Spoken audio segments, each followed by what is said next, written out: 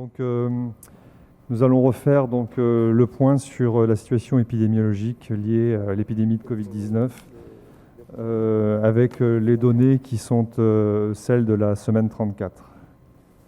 On commence par le carré épidémiologique avec les chiffres clés qui font état de 351 hospitalisations en cours hors réanimation, 236 au CHPF et 115 hors CHPF, et 61 personnes en cours de réanimation, dont 47 au CHPF et 14 hors CHPF dans des unités qui prennent en charge ces personnes qui requièrent des soins intensifs. On déplore désormais 446 décès, et sur le plan de la vaccination, 140 345 personnes ont reçu au moins une injection, 112 556 ont désormais un plan de vaccination complet. Donc vous avez sur ce tableau qu'on montre régulièrement les indicateurs clés de cette semaine du 23 au 29 août 2021. Vous voyez qu'un certain nombre d'indicateurs restent à la hausse et vous noterez qu'un certain nombre d'indicateurs sont soit stables, soit en diminution, et on a également des points d'interrogation. Je reviendrai là-dessus plus tard parce que comme on a modifié en fait les règles de la surveillance, il y a un certain nombre d'indicateurs qui ne sont plus comparables par rapport aux données qui ont été présentées antérieurement. Donc vous revoyez le nombre de nouvelles hospitalisations, le nombre de décès en établissement hospitalier qui continue à augmenter malheureusement, le taux de positivité de la filière Covid au CHPF qui a tendance à stagner, peut-être un plateau, on ne sait pas encore. Et quant au nombre de nouveaux cas confirmés en Polynésie française, désormais on ne peut pas comparer en fait avec les données antérieures. Ce qui fait que de la même manière, les taux d'incidence totaux sont compliqués à donner de façon réelle. Par contre, on va continuer bien sûr à surveiller la dynamique de l'épidémie grâce à des indicateurs et notamment les indicateurs hospitaliers. C'est important de signaler que la part de la population de Polynésie qui a reçu au moins une dose de vaccin est désormais de 50%. Ce chiffre est à la hausse. Daniel reviendra là-dessus. Donc cette petite explication sur le changement de stratégie de surveillance, comme c'est le cas dans de nombreuses épidémies, il est impossible de confirmer tous les cas lorsqu'on arrive au pic de l'épidémie, pour des raisons de moyens, pour des raisons de coûts. Et donc la nécessité de changer d'indicateur pour suivre la dynamique épidémique qui repose désormais sur les données hospitalières et certaines catégories de population pertinentes, notamment les femmes enceintes et les personnes qui ont des facteurs de risque pour les formes graves. Il y a eu, comme vous le savez, la mise à disposition d'un nouvel outil, les autotests antigéniques, qui sont disponibles en pharmacie, qui sont soit supervisés, soit non supervisés. Et vous voyez que ce sont près de 30 000 de ces tests qui ont été vendus, ce qui donne une idée du pourquoi de notre incapacité désormais à estimer de façon réelle le nombre de nouveaux cas. Ce qui fait que, parallèlement, on note une baisse des tests réalisés de 57%. C'était quelque chose qui était attendu.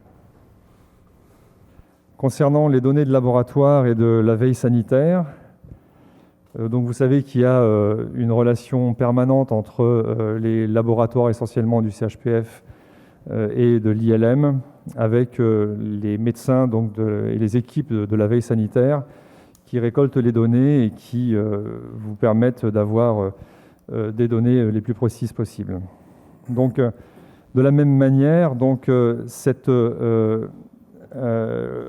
diminution du nombre de cas confirmés est en rapport avec les modifications de la règle que j'expliquais dans la diapositive précédente. On note néanmoins un taux de dépistage en baisse, toujours pour les mêmes motifs. Concernant les activités d'urgence et les interventions de secours médicalisés, il y a sans surprise une augmentation au moment de cette phase d'accélération de l'épidémie, et peut-être un frémissement vers une diminution, mais c'est encore beaucoup trop tôt pour le confirmer.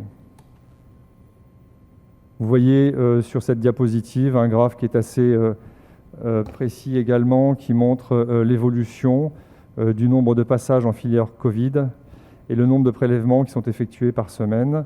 Ça, il s'agit des données du CHPF. Concernant les hospitalisations et admissions en réanimation et les décès, donc je le disais, il y a 426 personnes hospitalisées actuellement, dont 294 au CHPF, 48 en réanimation, et 132 dans les autres établissements de la direction de la santé qui font un gros travail et qui gardent dans les îles des personnes qui sont parfois dans des états très graves, et notamment à Moorea et à Aotearoa. Concernant le statut vaccinal des personnes hospitalisées, vous vous rappelez que la semaine dernière, on a fait un commentaire assez long sur cette réalité du statut des personnes qui sont hospitalisées. Donc là, vous avez les données qui ont été consolidées pour la période du 1er juillet au 26 août 2021. Et donc, on le redit et on insiste là-dessus. Vous voyez qu'en réanimation, 94% des personnes qui sont hospitalisées sont soit non vaccinées, soit n'ont pas reçu un schéma complet. Pour ce qui concerne les personnes qui sont hospitalisées hors réanimation, ce sont 87% des personnes qui n'ont pas été vaccinées ou incorrectement vaccinées.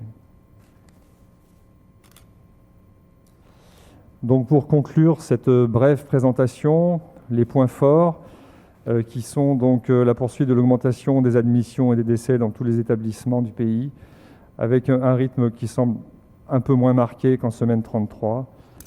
Néanmoins, il y a encore un dépassement des capacités hospitalières initiales, avec un très grand nombre de personnes hospitalisées dans tout le pays. Et comme vous le savez, le pays a des difficultés en termes de ressources humaines. L'oxygénothérapie, c'est un élément clé, comme vous le savez, dans le traitement des formes graves du Covid. Il y a un gros travail qui a été fait pour rendre disponible l'oxygène dans tous les établissements où sont traités ces patients. On note un nombre de passages en filière Covid du CHPF en légère décroissance, mais avec un taux de positivité qui reste élevé. C'est encore un peu tôt pour conclure sur l'évolution de l'épidémie, mais je pense que dans les prochaines semaines, on en saura un peu plus. Je redis qu'il y a une sous-estimation qui est liée en fait aux modifications que l'on a apportées au système de surveillance, mais c'est quelque chose qui est fait de façon volontaire. J'aurais dû dire en commentaire que tous ces moyens qui ne sont plus dédiés désormais à ce testing, sont bien sûr désormais utilisés pour la vaccination et pour le soin. Et je laisserai Daniel Pogna vous expliquer les détails de la vaccination.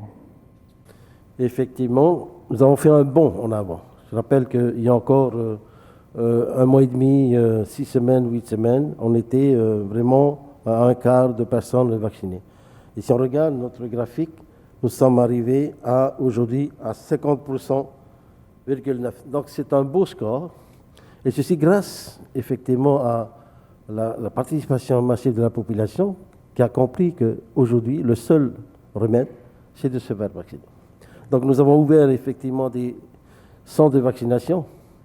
Nous avons ouvert des vaccinodromes qui effectivement a permis à un grand nombre de populations de s'y présenter et de se faire vacciner. Nous avons continué les vaccinations dans les quartiers. Nous avons continué les vaccinations dans les entreprises. Ça, c'est extrêmement important. Nous avons continué également les vaccinations dans nos dispensaires. Il y en a 4. Je rappelle Papeete, Arue, Paea et Mataia. Et sans oublier également l'hôpital de Trava. Donc, nous pensons que nous avons fait des efforts au niveau de Tahiti. Au niveau de Moorea, nos collègues ont continué la vaccination malgré leur charge de travail pour permettre de prodiguer des soins aux patients dans cet hôpital. Nous avons également ouvert des vaccinodromes aux Isolvans.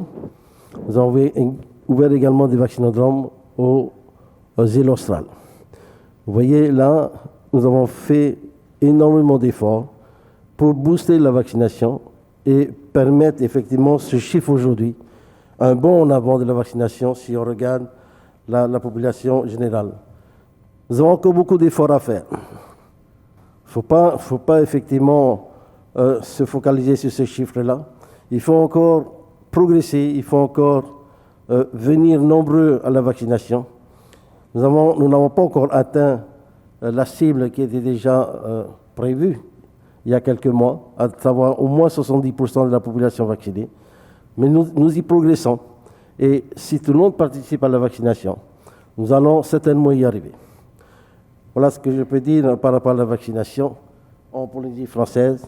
Et effectivement, c'est un bond en avant et nous allons continuer à vacciner la population en Polynésie française. En tant que responsable de la plateforme Covid, donc au nom de l'ensemble des personnes qui œuvrent dans le cadre de cette pandémie, que l'on pense au personnel de santé de nos établissements de soins, que ce soit le CHPF, les dispensaires, les hôpitaux périphériques, aussi bien à l'île de Tahiti que dans les archipels, qui au quotidien ne mesurent pas leur peine parce qu'il y a énormément à faire et je souhaiterais que l'on pense à eux. Alors, je voudrais également remercier les différents prestataires qui œuvrent dans cette pandémie, notamment tous ceux qui pourvoient nos établissements en oxygène. Vous savez que l'oxygène, c'est le traitement majeur dans cette pandémie. Et il y a une solidarité entre les différents établissements, qu'ils soient privés comme publics. Vous avez pu remarquer que de l'oxygène a été envoyé à l'hôpital de Uturoa récemment. Et c'est grâce à une société privée que ça a pu se faire. Et il n'y a pas que l'oxygène, bien entendu. Il y a également toute la logistique technique qui est nécessaire à mettre en place par tout à chacun, mais essentiellement les structures publiques. Ceci, c'était pour rendre hommage à toutes ces personnes qui se mobilisent. Mais le deuxième point, je voudrais lancer un message à l'ensemble de la population. Fort de ce bilan que vient de nous présenter le docteur Segalen, il y a encore beaucoup de vigilance à mettre en place, puisque nous ne sommes pas sortis de l'ornière. Il y a encore des gens qui souffrent. Il y a hélas des compatriotes à nous qui décèdent, que ce soit à Tahiti ou dans les archipels. Et je lance un appel à chaque individu de notre pays, que ce soit à Tahiti ou dans les archipels. Respectons les consignes que nous vous donnons, évitons de nous rapprocher les uns des autres. Respectons toutes les consignes, le port du masque obligatoire, éviter de respecter la distanciation et également les règles d'hygiène élémentaires. Pas de rassemblement, s'il vous plaît. Pensons un petit peu à tous ceux qui sont en train de souffrir dans les hôpitaux. Je parle des patients, mais également de tout le personnel sanitaire qui ne ménagent pas leur peine. Je vous signale que certains travaillent 7 jours sur 7.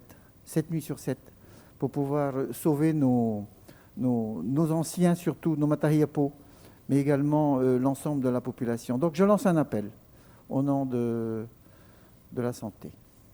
Merci.